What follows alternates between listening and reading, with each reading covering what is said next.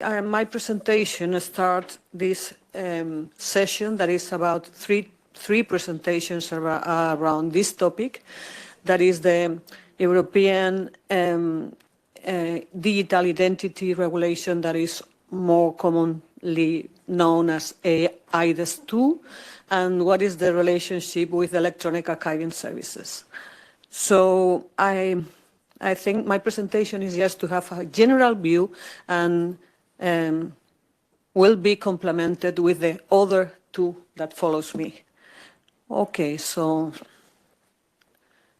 first of all, what is this European Digital Identity Regulation that is in force from 1 year, May 20th, and 2024, and that is coming, it's called eIDAS 2 because it's coming from the eIDAS 1, and in but they have some difference, and one of the difference is what is important for us. The main changes comparing with eIDAS 1 is about the wallets, about the digital identity wallet. That is something that probably could change or will change our way to identify ourselves in the European context. But also with these changes, we have new qualified trust services, what they call trust services. And at least for my surprise, in these new services is one new service that is called electronic archiving. And that is what we are talking here. Because, of course, it's not the main part of the regulation. It's just a little part of the regulation, but for us, it's very important. So I will try to explain where we are with this. Okay. So what is the meaning of trust service within the regulation? It is not only the trust service of electronic archiving, it's every trust services. Some of these trust services are just in the eIDAS 1, so it's a long time, 10 years, that they are being in the market, being trust services. And trust services is an electronic services normally provide for remuneration. That is exactly the words that are in the regulation. So what is the intention of the regulation? Is the regulation of the market within the European Union.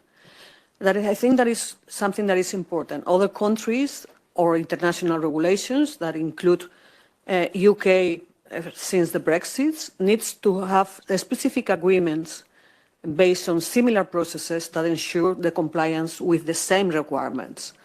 So that is important for us because we have in the archiving market a lot of UK coming providers. So I think that we have to keep this in mind. And then in the regulation, we have the difference between a non-qualified trust service and qualified trust services. The qualified trust services means that they have passed an audit by a conformity assessment body. What are these kind of conformity assessment body? They are normally the people that certify things in the market. But for these specific trust services, we have supervisory bodies that we have one by member state. So this is that supervisory body that give the accreditation to the conformity assessment body to be able to audit the people in the market. So when you pass the audit, then you receive this level of qualified trust service. And you have this level of qualified trust services, and then you are in the list. It's very, very small here in the screen, but you have a specific place where the qualified trust service providers are listed in the website of the European Union. So, again, if you can do it for me, please, next slide. It's my computer, and so I don't understand why it doesn't work, but it's working for everybody except for me. Okay, so what are the requirements? Where are the requirements to be met to be a qualified trust service? that is in the regulation. In the regulation are the requirements, but in the regulation, of course, they are on a very high level. So they are supported by what they is called implementing acts. And these implementing acts is where normally refers to standards. So they say to do that, you can use this standard. These implementing acts are negotiated by member states and usually include a public consultation. So where we are with the electronic archiving service, it is supposed, the regulation said, there will be the implementing acts in May 21st. But we are not this negotiation, we have not yet the public consultation, so we understand that is postponed. That is something that often happen, that the implementing act is postponed. So the first implementing acts for the eIDAS 2, the first set of 4 or 5 implementing acts were 6 months ago, and the second just the last week. But we are not. We don't know what is exactly the time, but what we can say for sure, that is, they are not going to be on May 21st. So we are waiting for this. Okay. No, what happened here? Sorry. Okay. So coming directly to the Electronic Archiving Trust Service. Okay, what is the regulation? What say the regulation about what it is? It's a legal framework for qualified electronic archiving efficient toolbox that includes functional requirements and clear legal effects. So the regulation is very interesting in the legal effects of the possible content you can have in a service of electronic archiving. And then is applied to electronic data and electronic documents that were born digital, but also as well as paper documents that have been scanned and digitized.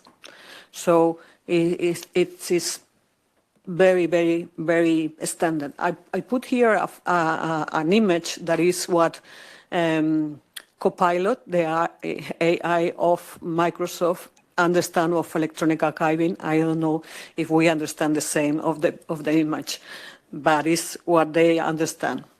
So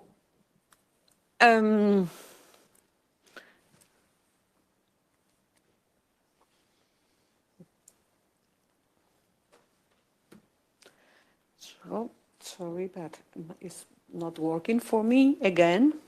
Anna, please, can you? Following one. Okay. So, taking the definition of the regulation, we have the electronic archiving means a service, something that it's provide a service, that what I understand of this definition is they have 4 processes, that is receipt, storage, retrieval, and deletion of electronic documents and data. That is these 4 processes, and with doing these processes to achieve the following characteristics that I named this with letters: durability, legibility, integrity, and confidentiality. And the last one is the proof of origin, probably the most difficult of these 5 that is being discussed. What is the meaning of the proof of origin? Okay, so if you have any idea, please share with us. Then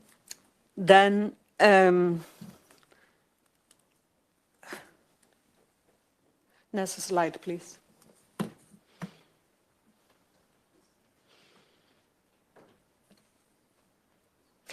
Yes. So, what are exactly the requirements? The requirements in the regulation are not a lot of requirements.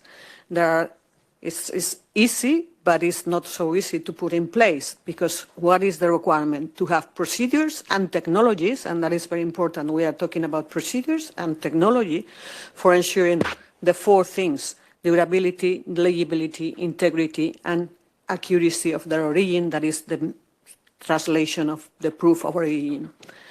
And for what time, what period? Of course, we are talking about a service, so it's for the preservation period, for the time you have contracted this service, from the beginning until the end of the service. And we have an extra requirement, that is any of the people that is using this data in this service can ask for a report that confirms the electronic data and electronic documents enjoy the presumption of integrity. So it's just the only thing that is very detailed of what is the meaning of this. Then you can ask as a user, or that you need a report saying that this is they have integrity. There is nothing that has been changed. So that is the requirements, and that's where we are. Yes, next slide, please, Anna. And what do we have for the implementing acts? For the implementing acts, we have some work in progress. This is the list. You have this, the HICCUP side where all the different standards that we have now or has been considered for this, and it is people studying what of these standards has to be mentioned in the implementing acts. I think the first one, you don't see it because the screen is very, very small, but the first of these is the CEN 80,170 that by coincidence is published today. So that is a new one that is really drafted with the purpose to be used in the implementing acts in a committee, in the CEN committee that is called Preservation of Digital Information. And that is one of the questions from this morning, that is about what is the difference between digital preservation and electronic archiving. And I think that for the purpose that we are talking today is no difference, because we are talking about electronic archiving in some way, in the same looking to this in the same way we are looking to the digital preservation, specifically in some countries, in some languages, that digital preservation is exactly the same or has the same meaning. Probably you can find in English a slightly difference between one or to the other, but not in all the languages of the European Union. So what we are, I think that we have to face this electronic archiving, because even we are talking about a service, we are talking of provide all these characteristics that are achieved doing preservation or using the preservation techniques or using what we know about preservation. Even if the service is not for the whole life or is not forever, we are using the same techniques, we are using the same procedures. So in this CEN technical specification, where some people that is here in the room also participate, it was based on the OIS model. It is based in the idea of packages, in the information packages. It is based in everything that we have been talking today and in other events of e-archiving. And that is one of the things. The name of the CEN committee is Preservation of Digital Content, and the name of the first product that is published today is functional requirements for electronic archiving. So, just to finish this, yes, you can pass my the last one, I think. Yes, just to understand, yes, this is a slide we have used last year also, is the same one. It is just to understand what could be, that is the idea or the users and the market of an electronic archiving trusted services, qualify or not.